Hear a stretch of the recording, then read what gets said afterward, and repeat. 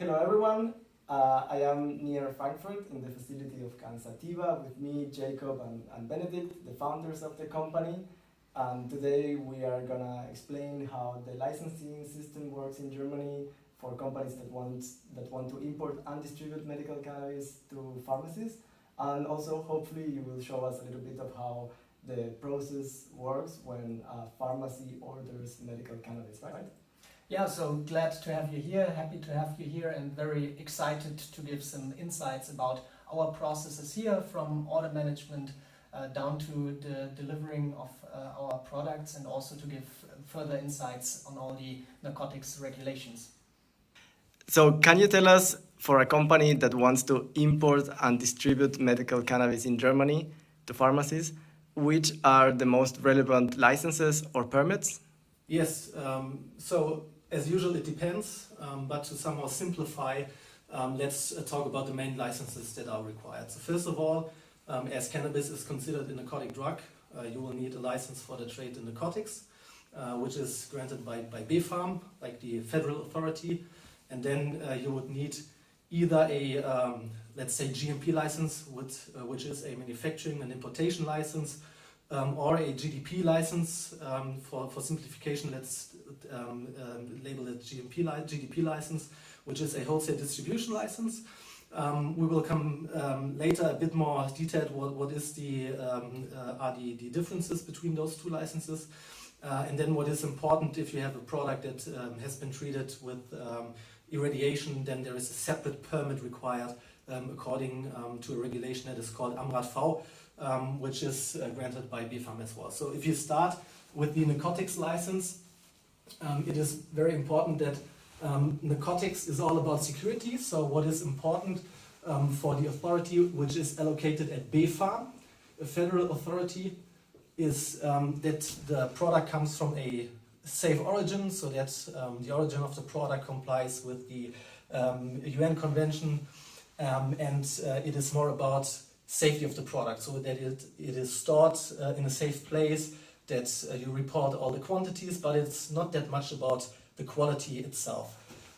What is important for quality is the license for medicinal products,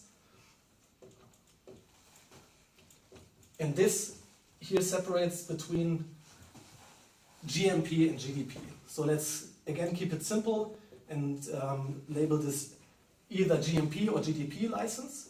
Which refers to the importer and distributor. Yeah. It doesn't refer to the producer of that. Exactly. So as we are having a harmonized system in the European Union, it's always focused on the inbound European importer. So he is responsible for the product. He takes product liability. So this will be differentiated between GMP for imports of non-European products, so which is produced outside the European Union, released outside the European Union, and products that were produced or at least released in the European Union. So if you have a product that is comes from a non-European source, non-European origin, you would need a GMP certified importer. So GMP means the good manufacturing practice, so you will need a full GMP quality management system, and this would be called a so-called MIA, which stands for Manufacturing and Importation Authorization. So any product that comes from a non-European country, for example Canada, needs to be routed and imported by a GMP certified entity inside the European Union, and will need batch release by this entity. So this is the GMP part of the business. GDP applies for the wholesale trade. So GDP stands for the good distribution practice, and the product that already has received EU batch release because, for example, it was cultivated and produced inside the European Union, for example Portugal, or that has been imported by a GMP certified importer and already released, then it can be handled by a GDP certified wholesaler, which then would be the WDA, the Wholesale Distribution Authorization. Even if that product was imported into, let's say, Portugal, released in Portugal, and then shipped from Portugal to Germany, only GDP would be necessary on the German side? Yes, from the quality part, it would be sufficient if the product holds a EU batch release by a GMP certified manufacturer, then it will be sufficient and can be accepted. The other question would be, what is the state of origin? Is the state of origin a qualified state? It is compliant, if it's compliant to the international treaties. But this will be more a matter of narcotics regulation. Of course. And not that much the quality regulation. And in any case, then, for products, when entering the European Union, it needs to be routed through a GMP distributor in the European Union. So this is like the gatekeeper is the GMP certified importing entity for any non-European product. And in Germany, while the authority for narcotics is BfArM and it's federal, for GMP and GDP, it's regional authorities, right? Exactly. So we have 16 states in Germany, and they have several different authorities that are competent for the supervision of the medicinal products and like quality instead of security.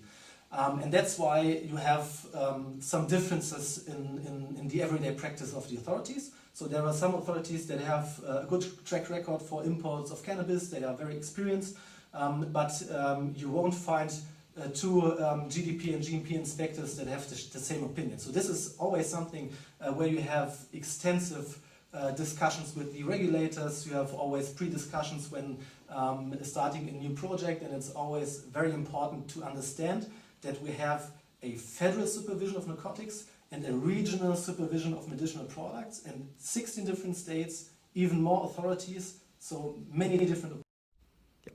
Okay, so maybe two more clarification when it comes to BfArM and medicinal cannabis. So first of all, we talked about the narcotics license, which is the general license for a company to trade in narcotic substances. And what would be required for every single import is a separate import permit. And there's one very important thing about it. The general narcotics license relates to a maximum amount, for example, a wholesaler, an importer is allowed to trade in a year.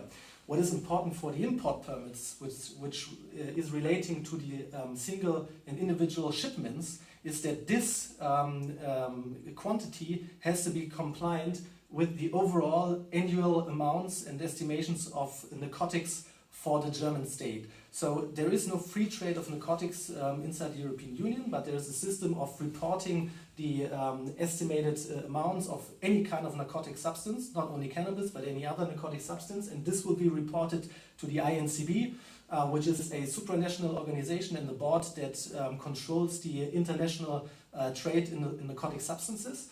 And so it always has to be compliant with the estimates from Germany reported to INCB, and there won't be any import that goes beyond those limits.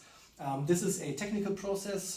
There is no real limitation, but for example, if the German limits would be hit for imports, then this estimation has to be reassessed, re-reported to the INCB, and only upon approval of these no figures, there will be a new and ongoing approval of further imports. So this is very important to understand, that even if you have like a ton of narcotics, for example, medicinal cannabis in your license, this doesn't really mean that you will be able to import this quantity, because the actually imported quantity has always to be in line with the estimations that were reported to INCB. So if I understand correctly, what this means in practice for importers is that they have an annual estimate, but then they need to apply for individual import permits for each shipment, regardless of where that comes from.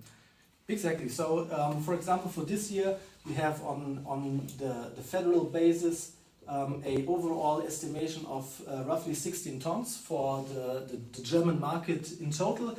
And it might happen that you have importers that in total have 50 tons, for example, because on this stage it won't be controlled what will be put into your license. But there will be a limit if either from domestic cultivation or the sum of domestic cultivation and importation will go beyond 16 tons. This figure has to be reassessed.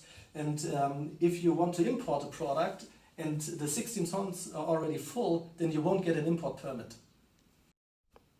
So there's one more permit that might be relevant, and that is discussed from time to time, which is the permit according a regulation called AMRadV, which is the regulation regarding medicinal products that have been treated with irradiation. What is important is that before you place such a product that has been treated with irradiation, for example cannabis flowers on the market, you need a specific permit, a special approval by a subdivision of BfArM. They will check what kind of product and how it was treated with irradiation. They will check if the limits that are defined by law were complied with, and they will ask for a extensive documentation. You will have to file a dossier, for example, on the dose mapping, how exactly the irradiation affected the product. You will have to file data on the product analytics before and after irradiation. And if BfArM comes to the conclusion that the product is safe according to the regulation, you will receive a license according to AMRadV, which is valid for 5 years, and you would be free to place the product on the market. Hello everyone, we are at Cansativa facility near Frankfurt. Cansativa is a multi-brand distributor of medical cannabis in Germany. This is the facility, and behind this door is the vault where the cannabis products are safely stored. And what we are going to show you now is how they process an order from a pharmacy in practice inside this vault, right? Okay, so welcome and come on in. Okay, now I checked that the quantities are right, that the recipient is right, and confirm that I packed the product with my signature, and place all the documentation inside this container and hand it over to a second person that then verifies that everything is correct and the quantities are right and the products are correctly picked. So what I do now is that I take all this documentation, check what should be in it, double check if the products that are in here are also the same that are here within the documentation. And what I also double check is that the address or the recipient of the product is correct. And when we talk about the so-called BfArM-Abgabebeleg, so a special narcotics documentation, I also check that this is included in the whole paper that the pharmacy receives. And then what I at the end do is put all these documents in here. I close this package, and then I put the address label on it.